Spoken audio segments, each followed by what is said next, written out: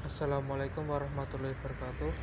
Perkenalkan, nama saya Ahmad Hanafi, NIM 200602674. Saya dari kelas Sosiologi 3B. Yang pertama, langsung saja ya. Uji asumsi normalitas. Uji asumsi normalitas adalah sebuah uji yang dilakukan dengan tujuan untuk menilai sebaran di data pada sebuah kelompok data atau variabel. Apakah sebaran data tersebut berdistribusi normal atau tidak? Berikut adalah langkah-langkah membuat uji normalitas dalam aplikasi SPSS.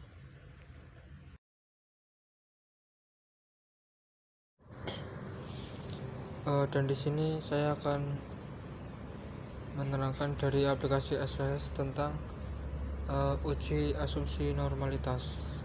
Saya memiliki punya data promosi dan penjualan. Ini contoh datanya. Untuk promosi dan penjualan kita di blog, kita masukkan ke SPSS, tapi maksudnya itu data valid, maksud saya data view yang kita inputkan. Terus itu kita lihat di variable view, kita namanya itu diganti promo, yang nomor 1 itu promosi, terus yang kedua penjual. Tipenya itu numerik, terus desimalnya kita ganti angka 0 semua. Kemudian nanti dari data view-nya mengikuti data variable view. Caranya mengeluarkan data itu bagaimana? Itu menggunakan analyze. Terus setelah itu kita dari regression. Setelah itu klik linear. Setelah itu yang promosi itu ditaruh di independen dan penjualan itu dependen.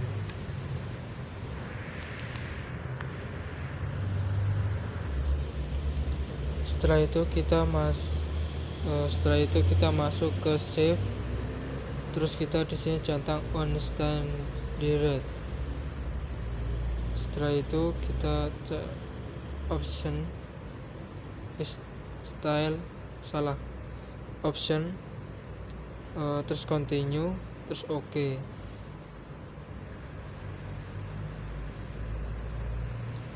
Nah, setelah itu muncul residualnya.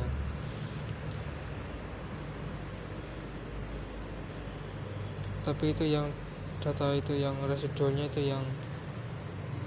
itu abaikan saja. Setelah itu di delete, seharusnya di delete ya. Tapi itu delete-nya itu nggak ada, berarti jikat aja nggak apa-apa. Yang penting nggak ada. Sekarang udah bersih. Kita kembali lagi ke bagian data editor. Masuk uji normalitas data, analyze.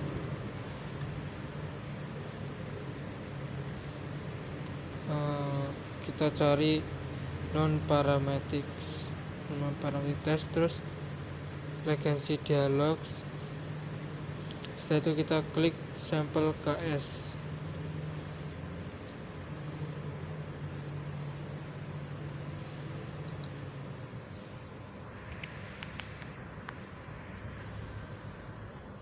Kemudian kita masukkan data baru. Setelah itu kita option, kita copy, terus kita paste di Microsoft Word. Terus yang kedua, penyusunan model regresi, pengolahan data menggunakan bantuan SPSS juga ya. Langsung saja kita menggunakan tabel yang tadi, terus kita cari analyze. Setelah itu kita regression. klik regression, terus klik linear. Setelah itu kita save, terus kita centang. Setelah itu continue.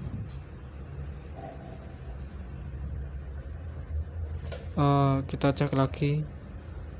Kita akan ke plot. Sudah ya, sudah dicentang. Setelah itu kita continue. Optionnya enternya 05 ya, koma 05, terus remafalnya koma 10. Oke, terus oke. Nah, sudah ketemu. Lanjut yang ketiga ya, uji signifikansi model. Hipotesis tidak terdapat pengaruh variabel X atau promosi terhadap variabel Y penjualan. H1 terdapat pengaruh variabel X promosi terhadap variabel Y atau penjualan. Taraf signifikan, tingkat kesalahan atau error yang dapat ditoleransi 1% atau 5% atau 10%. Semakin kecil alfa semakin baik. Pengujian ini menggunakan 5% atau 0,05. Setelah itu ini bentuk tabelnya yang ANOVA itu loh.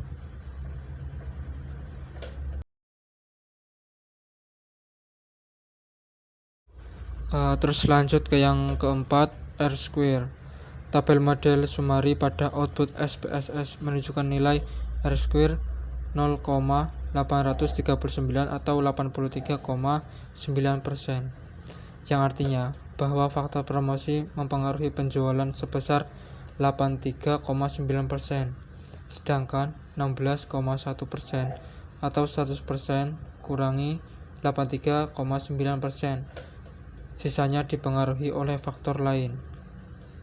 Berikut adalah tabelnya hasil penghitungan menggunakan aplikasi SPSS-nya.